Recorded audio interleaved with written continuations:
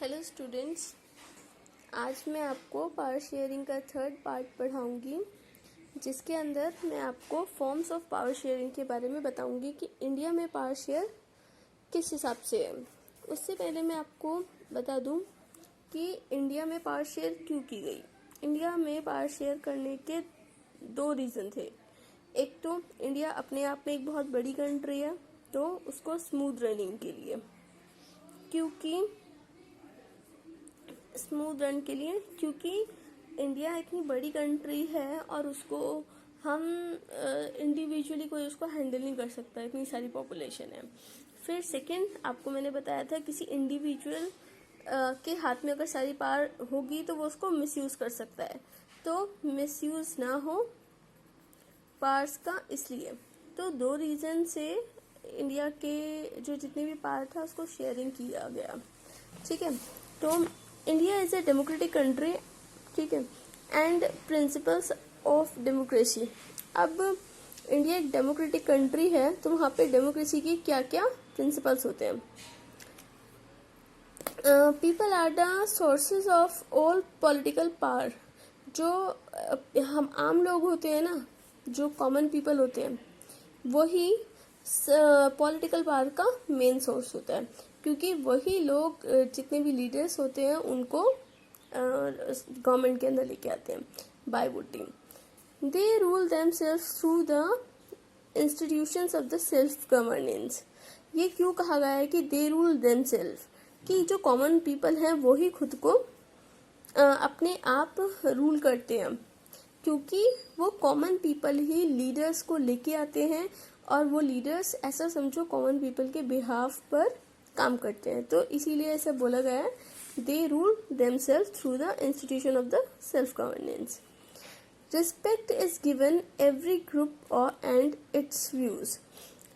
Democracy में जो भी कम्युनिटी ऑफ ग्रुप पीपल रहते हैं उनको उनके व्यूज को उनको रिस्पेक्ट दी जाती है डेमोक्रेसी में। Every day has equal share in shaping public opinions और पॉलिसीज। हर किसी को, एवरीबडी, हर किसी को इक्वली ये राइट मिलता है कि वो पब्लिक ओपिनियन में पार्टिसिपेट कर सके, वो पॉलिसीज को जान सके, एक्सेट्रा। ठीक है, तो आपको समझ में आया डेमोक्रेसी के क्या कैरेक्टरिस्टिक्स हैं, कि डेमोक्रेसी में क्या होता है। सबसे पहले कॉमन पीपल ही सबसे उनकी प्रायोरिटी होती है, कॉमन पीपल ही गवर्नमेंट को लेके आते हैं। दे रूल देमसेल्व्स, सेल्फ गवर्नेंस होता है, इसको सेल्फ गवर्नेंस बोला जाता है कि क्योंकि उन्होंने ही उन लीडर्स को चुना है जो गवर्नमेंट को चलाएंगे। फिर respect is given every group and its views. Every group of community को रिस्पेक्ट दी जाती है, उसके व्यूज की रिस्पेक्ट की जाती है। एवरीबडी हैज इक्वल शेयर, उसको इक्वली राइट है, वो पब्लिक ओपिनियन में पार्टिसिपेट कर सकता है, उन पॉलिसीज को देख सकता है। ओके, तो यहाँ तो ये हमने समझा कि डेमोक्रेसीज के कैरेक्टरिस्टिक्स क्या है, उसके प्रिंसिपल्स क्या है। अब पावर शेयरिंग इंडिया में दो तरीके से डिवाइड है, एक वर्टिकल और दूसरा हॉरिजॉन्टल। ठीक है, तो अब मैं आपको हॉरिजॉन्टल पावर शेयरिंग बताऊंगी। ठीक है, हॉरिजॉन्टल पावर शेयरिंग में क्या है, power is shared among different organ of the government. यहाँ पे पावर गवर्नमेंट के हर ऑर्गन को अलग अलग डिस्ट्रीब्यूट की गई है। It is called horizontal because power is shared in the same place. ठीक है, यहाँ इसको हॉरिजॉन्टल इसलिए कहा गया है क्योंकि यहाँ पे जो पावर है उसको सेम प्लेस पे डिस्ट्रीब्यूट किया गया है। इट मीन्स हॉरिजॉन्टल ऐसी लाइन होती है ना, ठीक है ना, यहाँ पे सबको सेम प्लेस पर पावर को शेयर किया गया, इसलिए इसको हॉरिजॉन्टल पावर शेयरिंग बोला गया है। देखो ऐसे, ये है लेजिस्लेचर, ये है एग्जीक्यूटिव और ये है जुडिशरी।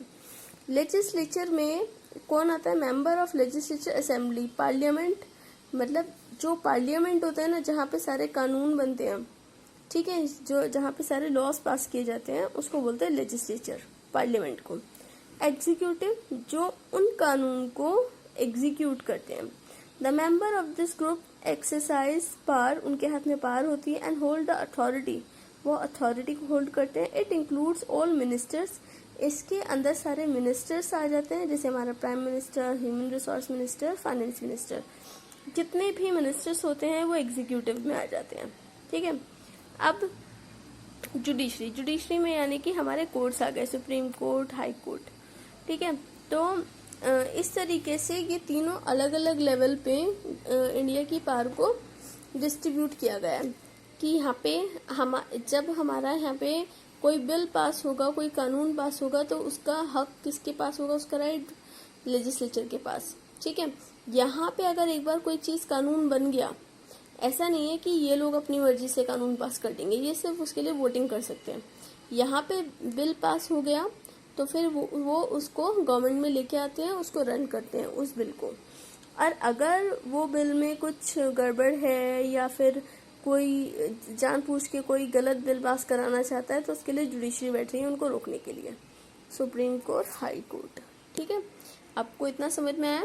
अब नेक्स्ट वीडियो में आपको वर्टिकल पावर शेयरिंग समझाऊंगी। आपको वीडियो कैसा लगा? आप इसके ऊपर फीडबैक ज़रूर देना, और आपको क्या मटेरियल स्टफ चाहिए पढ़ने के लिए, एग्ज़ाम्स के लिए, वो भी मुझे कमेंट बॉक्स में लिखना। आप मेरा चैनल सब्सक्राइब कर लेना ताकि आपको नोटिफिकेशन मिलती रहे, और अगर आपको वीडियो अच्छा लगा हो तो लाइक कर देना।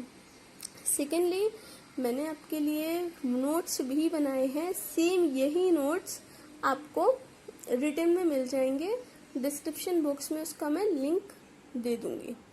ठीक है। Thank you.